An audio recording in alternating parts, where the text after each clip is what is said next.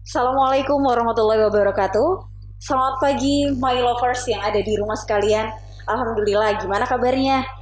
Nah, setelah kita beberapa minggu lalu kita aktif dalam memberikan video-video hiburan kepada kalian, apakah itu cover, kemudian puisi, ini adalah program terbaru kami, my lovers, yaitu adalah My Podcast.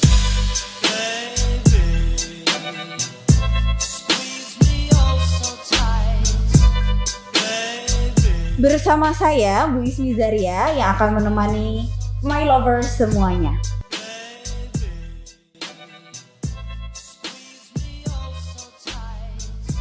Selamat datang di podcast pertama. Kita hari ini kedatangan tamu yang luar biasa sekali. Beliau adalah dokter yang dimana kita akan membahas terkait COVID-19 pandemi di pesantren. Nah, sebelum itu kita kenalan dulu yuk sama dokternya. Beliau adalah Dr. Hamdan. Beliau lulusan dari Fakultas Kedokteran UIN Syahid Hidayatullah ya, UIN Jakarta Syarif ya. Hidayatullah. UIN Syarif, Iya. Syarif. Mohon maaf. Oke, kita langsung aja deh dokternya perkenalan dulu. Silahkan dokter.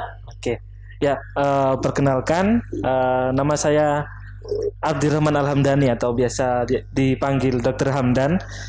Saya alumni Fakultas Kedokteran UIN Syarif Hidayatullah Jakarta, lulus tahun 2019. Ya, mungkin itu saja. Oke, terima kasih baik dokter. Kita akan ngobrolin pandemi ini COVID-19. Ini memang kalau misalnya dirasa itu 2020 tuh rasanya Januari, Februari, karantina, Desember ini sudah Desember. Iya, Jadinya aduh. bulan-bulan lainnya hilang untuk karantina gitu ya dokter. Untuk saat ini kabar terakhir pandemi itu seperti apa sih dokter? Ya, pandemi COVID-19 sendiri ini sebenarnya untuk Indonesia, Iya. ya ini masih banyak ya kasusnya. Kasus barunya masih sangat tinggi kalau dibandingkan dengan beberapa negara ASEAN lainnya. Ini terakhir saya baca berita kemarin, kasus kasus baru per tanggal 30 November 2020 itu masih sekitar 4.600 kasus baru, Wow. dengan total kasus yang dari awal pandemi dulu itu udah mencapai angka 530.000 sekian lah segitu. Saya kurang hafal angka pastinya. Jadi ya sebenarnya memang masih belum selesai pandemi ini. Jadi ya kita harus tetap waspada dan tetap mematuhi protokol kesehatan. Jadi kondisi terkininya masih tinggi lah kasus barunya. Iya, dokter. Memang kita sudah, kalau misalnya saya lihat dari pemerintahan, kemudian dari eh, sudah berupaya begitu ya dokter untuk penanggulangan pandemi tersebut. Nah, namun dokter, apakah kira-kira ada gimana sih caranya kita tuh biar bisa melindungi diri sendiri paling tidak dari COVID-19 ini dokter?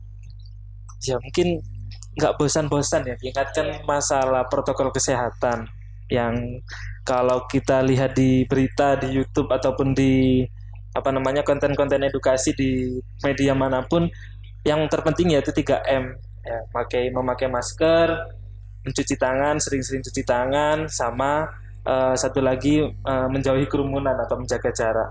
Mungkin itu yang harus ditanamkan ke kita, ke pribadi masing-masing untuk mematuhi itu dulu agar biar kita melindungi diri dari penularan COVID. Juga kalau kita memang ternyata nggak tahu, kalau ternyata kita OTG itu juga untuk menurunkan angka penularannya seperti itu. Baik, baik. Tapi kalau misalnya untuk apakah ada tips khusus, apakah kita harus makan buah sesuatu atau misalnya minum sesuatu begitu dokter Oh, untuk mencegah? oke. Kalau itu mungkin ini ya terkait peningkatan imunitas tubuh ya. Jadi selain 3M itu tadi, kita juga harus meningkatkan imunitas tubuh kita yang biasanya itu ditopang dengan nutrisi dan juga olahraga. Jadi alangkah baiknya selama pandemi ini kita makan makanan yang bergizi. Makanan bergizi, kalau dulu istilahnya 4 sehat 5 sempurna, kalau sekarang kan gizi seimbang. Jadi ada menu, ada karbohidratnya, ada protein, lemak juga jangan banyak-banyak, sama ada seratnya. Seratnya dari sayur mayur ataupun dari buah-buahan. Selain itu kita juga bisa menambahkan asupan vitamin yang biasanya sering di pandemi ini, vitamin C itu memang sudah banyak penelitian dan terbukti bisa meningkatkan imunitas tubuh seperti itu. Lalu tidak lupa juga olahraga dalam artian aktivitas fisik ya, itu juga pengaruh juga untuk meningkatkan imunitas tubuh. Jadi kalau kita makan sudah cukup bergizi tapi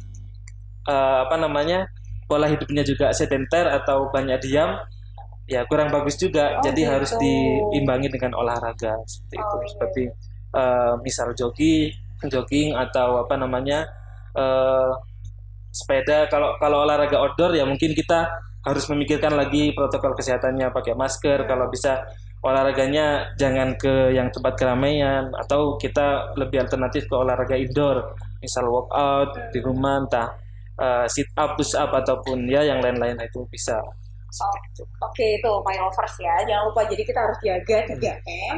Plus kita butuh gizi seimbang juga olahraga. Olahraganya mungkin yang gampang-gampang aja yang bisa kita lakukan misalnya di dalam rumah gitu. Soalnya kalau misalnya keluar juga akan bahaya. Nah, kemudian yang selanjutnya kita akan membahas cerita tentang pandemi COVID-19 ini di area pesantren. Karena pesantren di Indonesia ini beberapa santrinya kembali ke pesantren. Nah, padahal kalau misalnya di dalamnya itu kan kita harus berusaha lebih ketat begitu untuk menjalankan protokol kesehatannya. Kira-kira menurut dokter Hamdan gimana sih?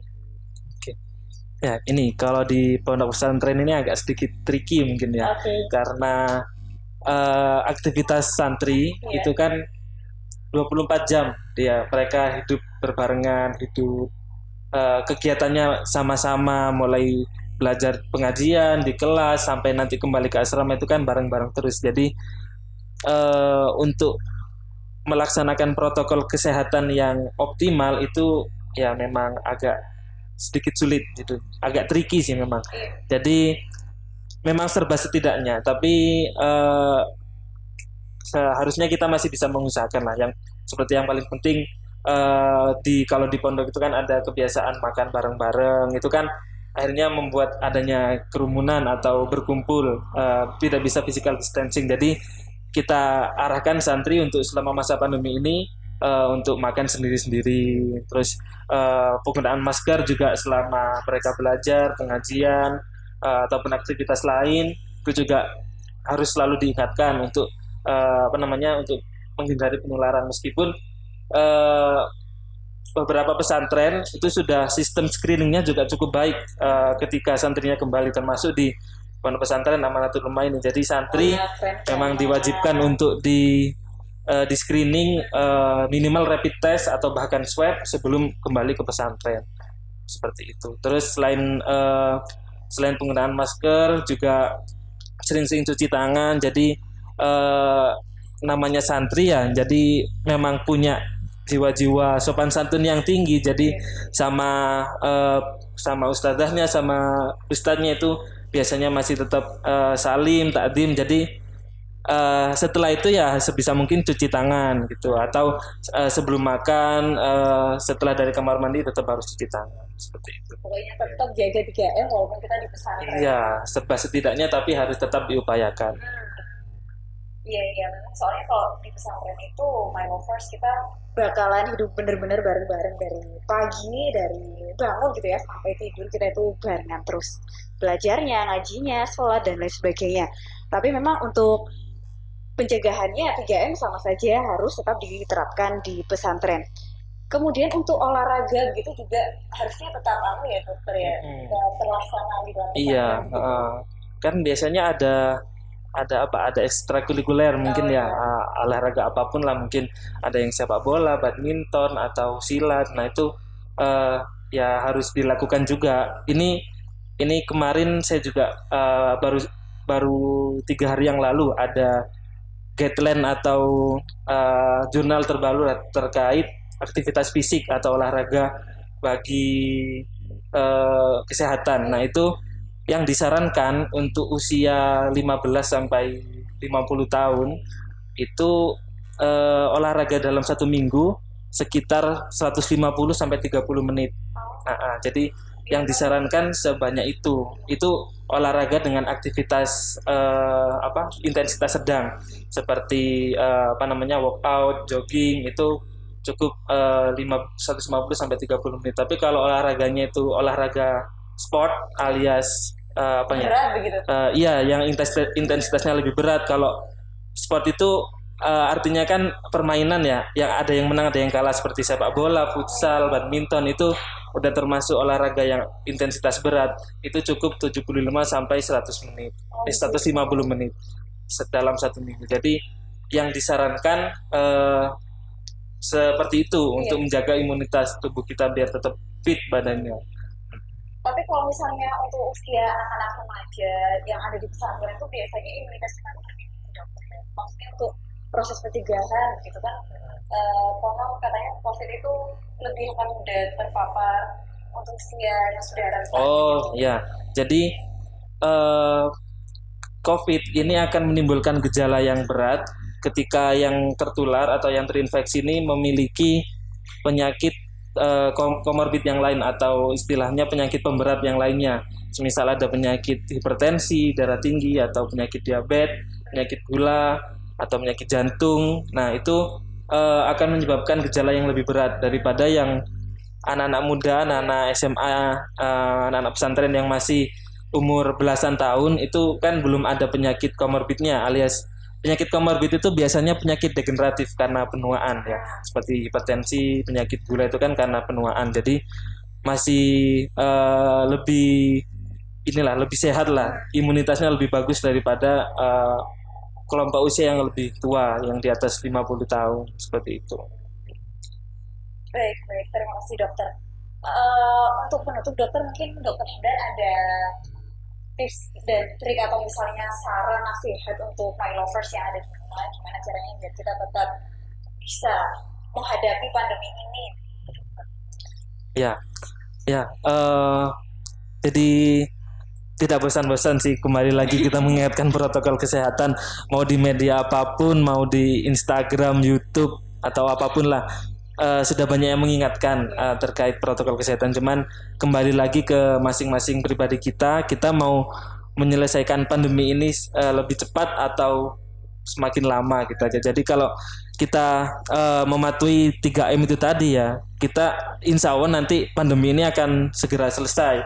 Dan memang yang paling pertama harus ditumbuhkan adalah istilahnya kemauan dari pribadi masing-masing. Kalau ada orang lain yang masih belum melakukan menaati protokol kesehatan ya, kita bisa sedikit banyak mengingatkan. Tapi yang paling penting kita harus sadar diri dulu untuk melakukan 3M tadi, yang mencuci tangan, memakai masker, ataupun menjauhi kerumunan, menjaga jarak.